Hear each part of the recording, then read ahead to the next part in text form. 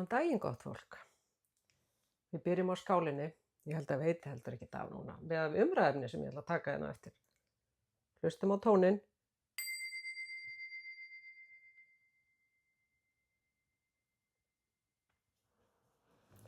Alltaf góð byrjun. Tóna sig inn í tíðnina sem maður vill vera í. Akkurat. Og nú ætla ég að tala svolítið um það hvaða tíðni við erum í hérna á jörðinni. Og það er svo margt að gerast og sennilega margir sem pæla í því að það er rosalega margt búið að vera að gerast undanfarin ár. Alls konar málefni sem að koma upp sem að sundra fólki sem að egnir hópa upp á móti hvor öðrum, sem láta okkur líða illa, búið til kvíða og spennu og andlega sjúkdóma og líkamlega, við tölum ekki minna um það. Við þekkjum öll áhrif af COVID tímabilinu, hvort sem að við vorum samsæriskenningafólk eður ei og trúðum yfirvöldum, þá sundraði það og gerði, lífi flókið og ekkert endilega mjög skemmtilegt. Síðan eru það þessi stríð sem var að geisa og meira að segja Íslendingar farnir að taka þátt í stríðum með því að kaupa vopn og í tengslum við Úkraínu, stríði í Úkraínu, þá fórum við að setja milljarða í vopnakaup. Það hefur ekki gerst áður. Þannig að það er mjög margt skrítið að gerast á jörðinni og ég vil nefna það sem ég tel helstu ástæðu þess og það er, hún er á andlega sviðinu. Og það eru ill öfl sem eru farin að ná stjórn hérna á jörðinni. Sorry to say. Og í Biblíunni og víðar talað baráttu milli góðs og ills. Það er svolítið flókið að tala um þetta. Af því það er erfitt að einfalda þetta og erfitt að tala um þetta á þess að hræða fólk. Og svo auðvitað finnst mörgum ég vera stór biluð á að vera yfirleitt að hafa þessar hugmyndir sem ég er að viðra hér. En ég held að við erum náttúrulega orka. Ég held ekkert það við vitum það að allt er orka. Og orka hefur mismunandi tíðni. Og þegar við erum til dæmis í gleði og kærleika, þakklæti, sérstaklega þakklætinu, þá erum við mjög hárri tíðni. Okkur líður svakalega vel og það er fátt sem býtur á okkur. Við erum bara svona og bara svona, vá, hvað er glöð, eitthvað, það fylgir í gleðinu, þakklætinu fylgir gleði, það er bara, og kærleikur, þetta er svona tengt. Það er ekkert öllum sem hugnast það að okkur líði vel og það eru til ill öfl, skal ég segja ykkur.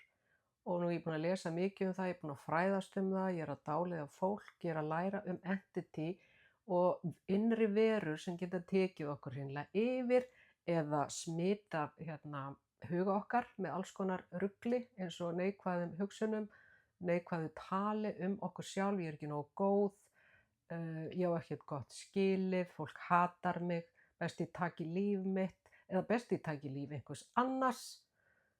Er þetta eðlilegt? Við fæddumst ekki svona, er það? Nei, við fæddumst ekki svona. Og þetta lækkar tíðnina okkar og við verðum meira svona sett undir vald sjúkdóma, andlega og líkamlega.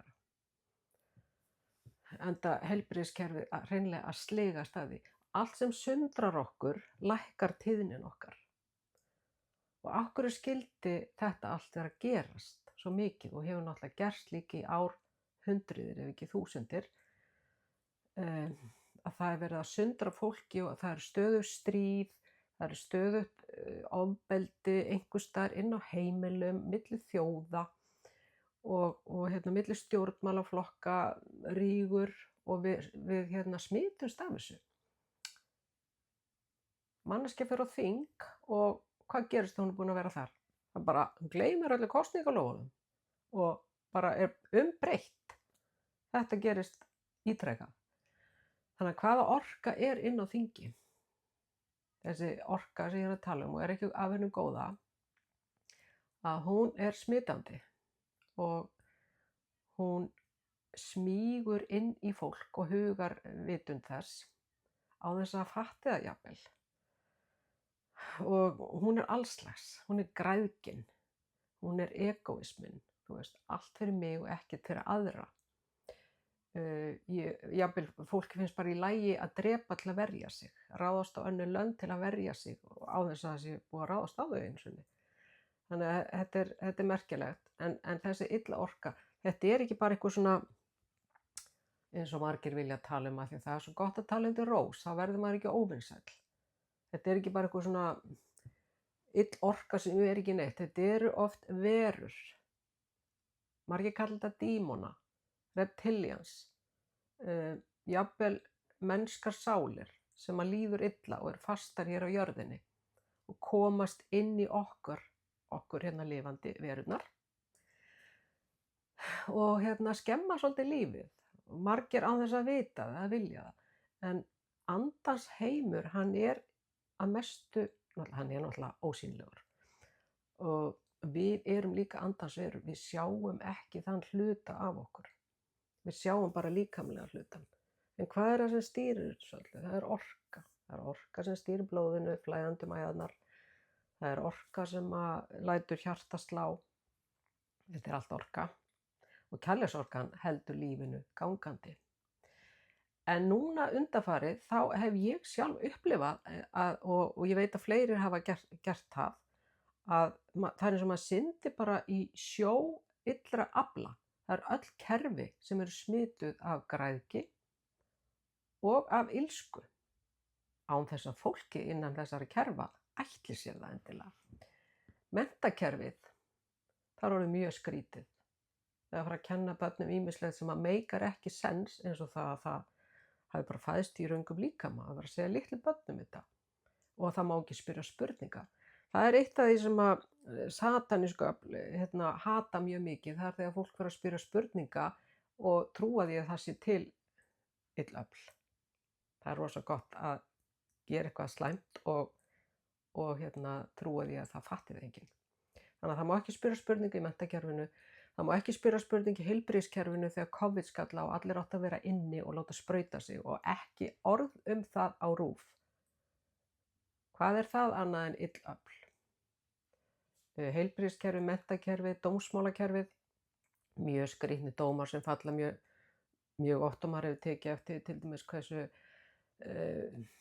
glæpir sem að hafa verið gerðir gagnvart börnum fá mjög milda dóma og já, ég ætla ekki að fara dýpra ofan í það. Það geta allir kynnt sér þau mál ef þeir vilja.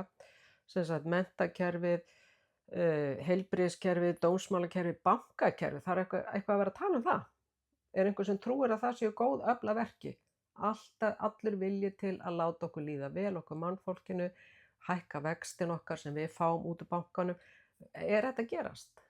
Eru lánin að lækka vextirnar af þeim? Öll þessi kerfi vinna gegn okkur. Öll þessi kerfi og fleiri sem ég hef ekki talið upp hér. Vegna þess að þeim stýrt af glóbalistum sem eru haldnir illri orku.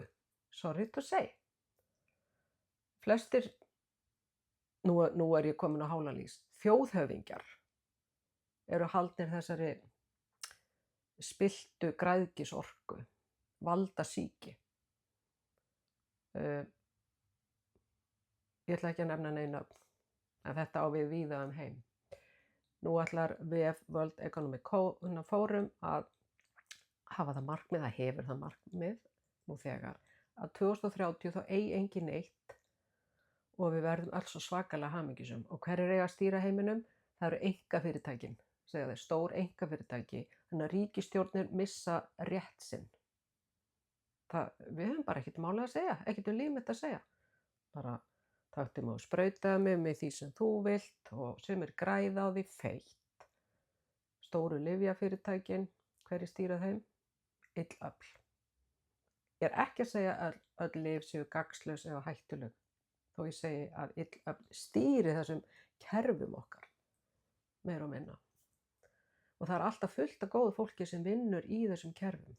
Og svo annað líka sem mjög mikilvægt að benda á þegar við syndum í þessum hafsjó afla sem við viljum kannski ekki alveg renna sama við, en við þurfum að finna okkur súrefnið og losa okkur úr eins og kannski fiskinetti eða er eitthvað sem við erum bara hérna á jörðinni og við verðum bara að finna okkar leið til að finna gleðina og hamingjuna þrátt fyrir það sem er að gerast í kringum okkur. Sem betur fyrir þessu kerfi að hrynja mörg.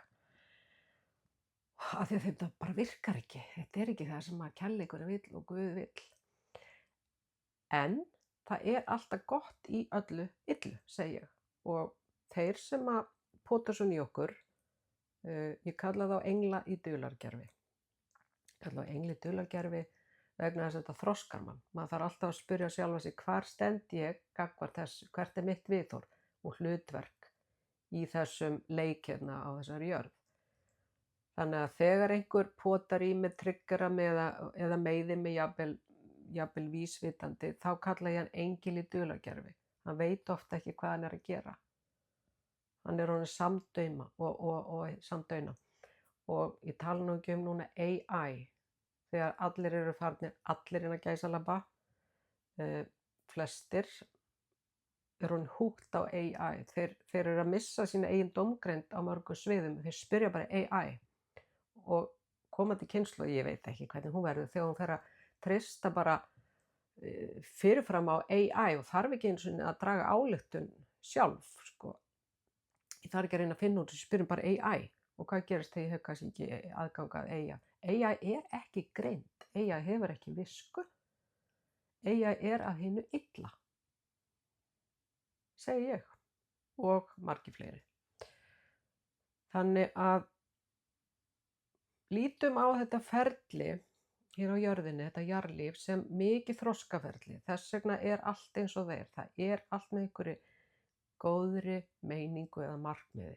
Það er þroskandi að æfa sig að sýna kærleik og gleði þegar að umhverfið er erfitt. Það er lítill þroski í því